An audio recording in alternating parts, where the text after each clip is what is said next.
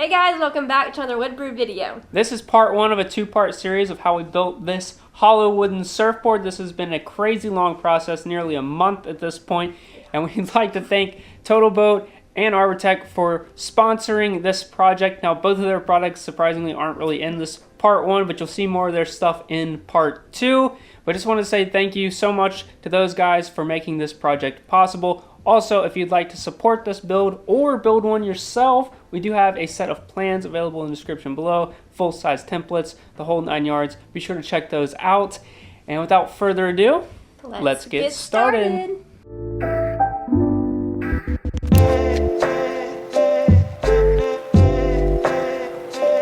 For this project, all you're going to need is a ton of 2x6s, and it took us a really long time actually to find this amount of 2x6s. We ended up having to go to 3 stores because what you're really looking for is a 2x6 that doesn't have a lot of twists in it, and that can be hard to find.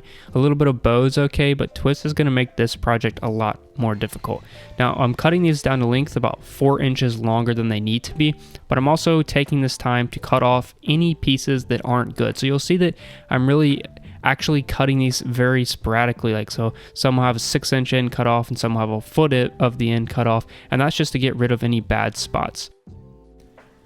Next, we're sending every single one of these boards through the planer on both sides. The goal here is to get a semi-smooth, semi-flat surface, and we also want all of these boards to be the exact same thickness. The reason for that is that when we actually glue these together, if they weren't all the same thickness, when we lay our template out and make the center point and everything like that, then each side of the board is not going to look the same. It's not going to be symmetrical, and that would really bug me. So the major thing we were doing there with the thickness planer is getting things kind of smooth and all very consistent. Also, we're going to go ahead and do what's called stickering. So that means putting these smaller boards in between these boards and then clamping them all down and letting them sit for a couple of days to acclimate. If you don't do this, you run the risk of these boards moving a lot as you start to use them, and it could be an absolute nightmare. So we left those in there for about 3 days, and that was plenty for us. This is our full-scale template that comes with the set of plans that we created, and all you have to do is send this over to a print shop and get it printed full scale. You could do this on a small format printer, but trust me, it's worth the little bit of money to get the full-size print if you do decide to build this. So what we did was we cut out one of the profile pieces off the template, and we're just laying this on every single one of the 2x6s and tracing this profile out with a pencil. This process takes a really long time, and it's probably the least enjoyable part, honestly, of this project, but it's necessary. What we also did to keep in mind here is we made these little slits where each one of our alignment lines are. So we have 3 alignments on these actual templates, and what that does is it allows you to know exactly where these boards are supposed to be placed, because when you go to cut them out, you might cut them out slightly different and align them incorrectly, even though they kind of line up, if that makes sense. So what these lines allow us to do is actually make a pencil mark on the inside of that board, and we'll be able to align all of those lines later. So all I'm going to do is go through all of these boards and trace this, and we'll get on to the next step.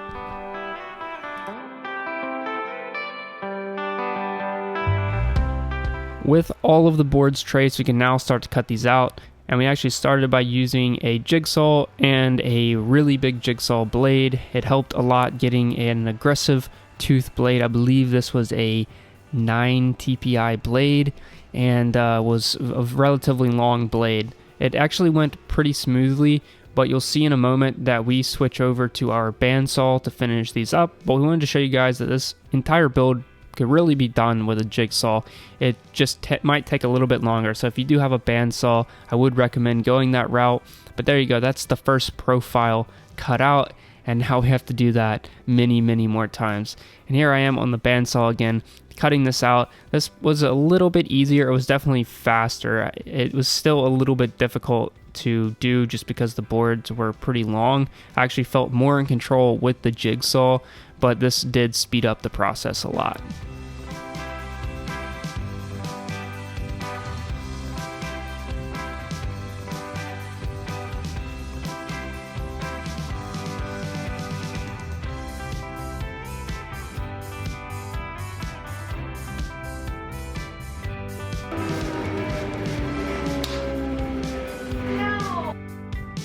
This is the part of the project where the board's really going to start taking shape.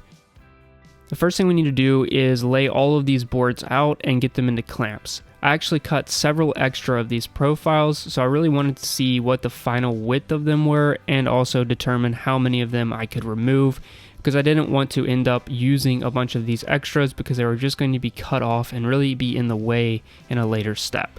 So here we are rolling out the template. Once we have the template rolled out, and I actually clamped one side and Molly held the other side, and that tension really allowed us to be able to cut this paper a lot easier. We're just going to take our time and cut out the main shape of the board.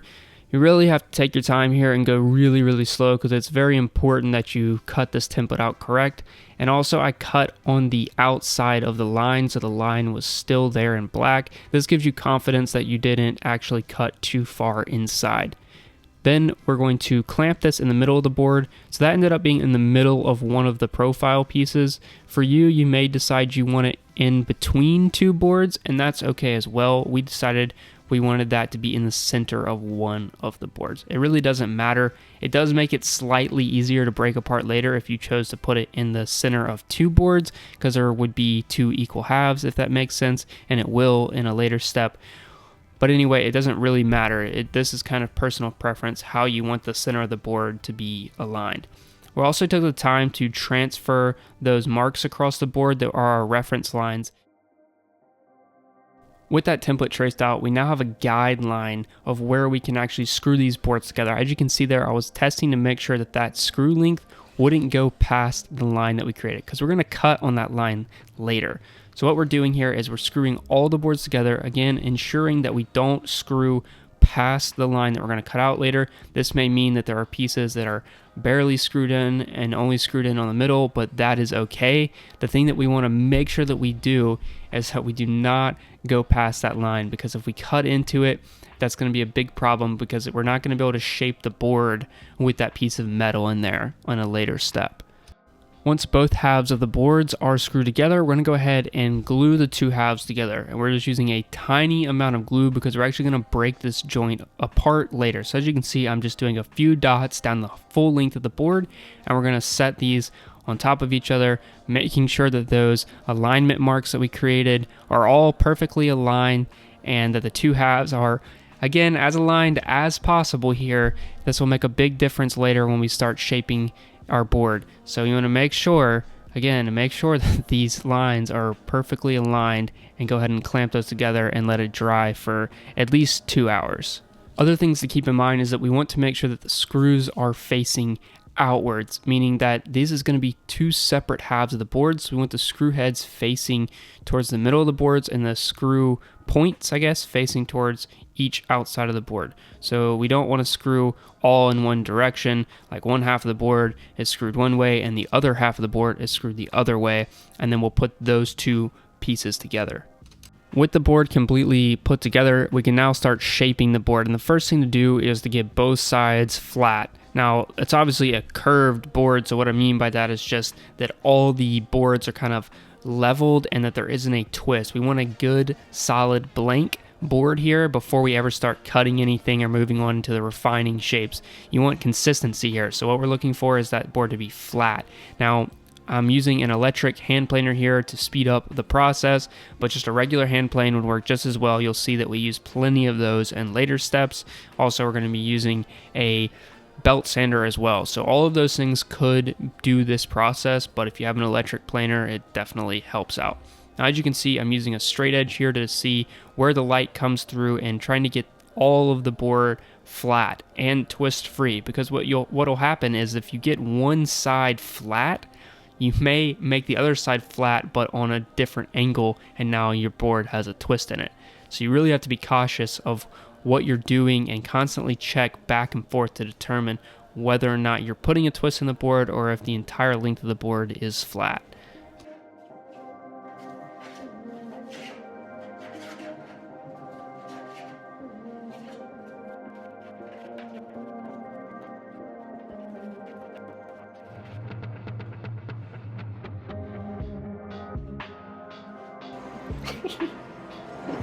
Genuinely have impressed myself.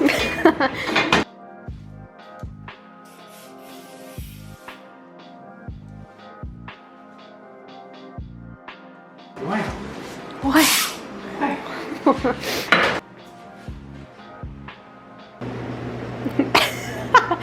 That look. Okay, so what I'm doing here is I got a straight edge over there, a straight edge over here, and I'm looking at both of them to see if they're parallel.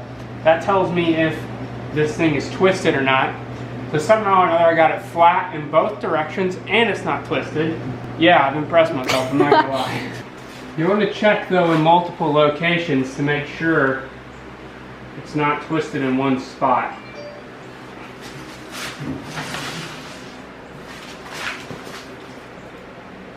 She's flat. She's so flat. With the one side done, we then flip the board over to do the opposite side.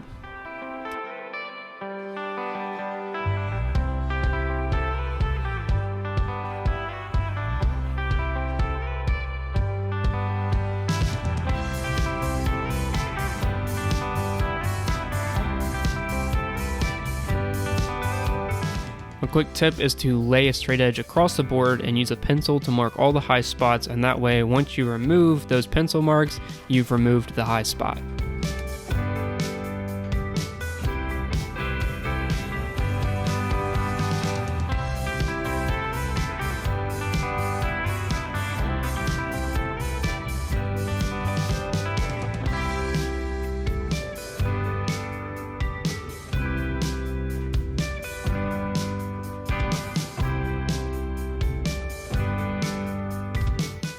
Once the board is flat, we can lay that template back out across the board, and this is the final tracing that is going to matter the most. So you really want to make sure that this is perfectly aligned, and also you do want to make sure that it's relatively close to where you actually marked it earlier, because if you shifted it one way or another too much, you could then make your screws be in the wrong position. So you do want to make sure it's relatively close to where you traced it earlier.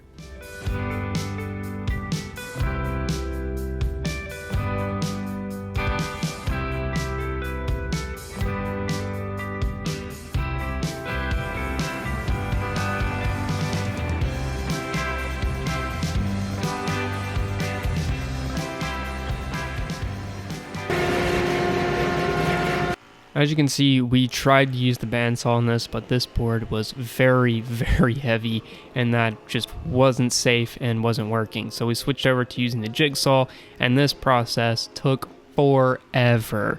I mean, honestly, I think this process took almost as long as cutting all the profiles out, because we would have to stop and put the blade in a bottle of water to cool it off, every 6 inches or so. So when you do this, you really have to take your time, and also be aware that if your blade is heating up, it's likely that that blade is going to bend, and then you're not going to have a square cut, and that will result in very big problems for you later. So you really have to take your time here, constantly keep that blade cooled off by dunking it in some water, and do not touch the blade, because again, it is going to be very, very hot.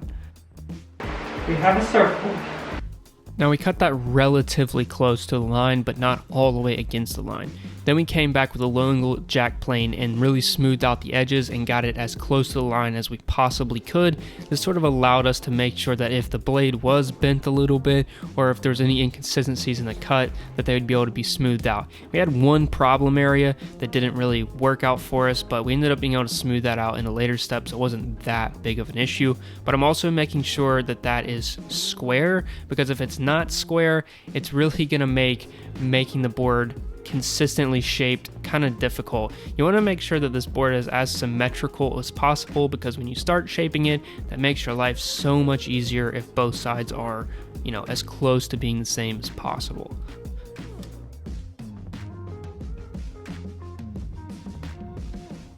In order to make this board a lot easier, especially if you have no experience in shaping a surfboard like us, we actually made these templates to make sure that the tail, middle, and the nose of the board had the correct actual shape to them.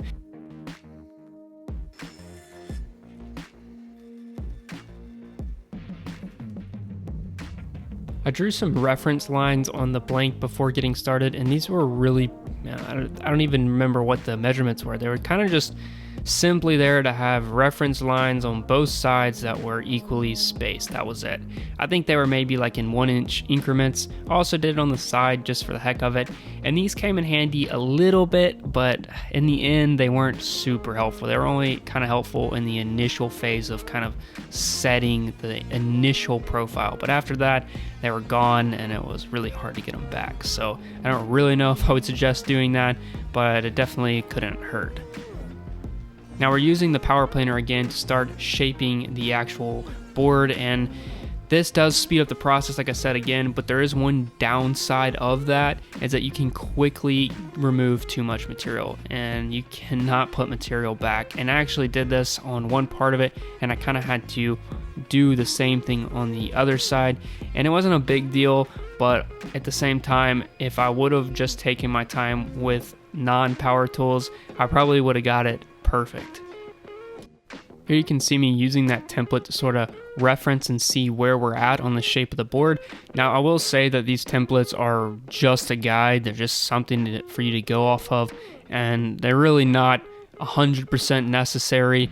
I would just say that get them somewhat close and you're going to be more than okay. You just don't want a very drastically different shaped board, because with surfing, there is a lot of geometry that is involved in the way the board reacts in the water, and this template was created all to work mutually together, if that makes sense. So you don't want to go just too crazy with the shape, but anywhere close to what these templates are, and I mean, you know, within 1/8 or 1/4 of an inch, which is a lot, you're going to be okay.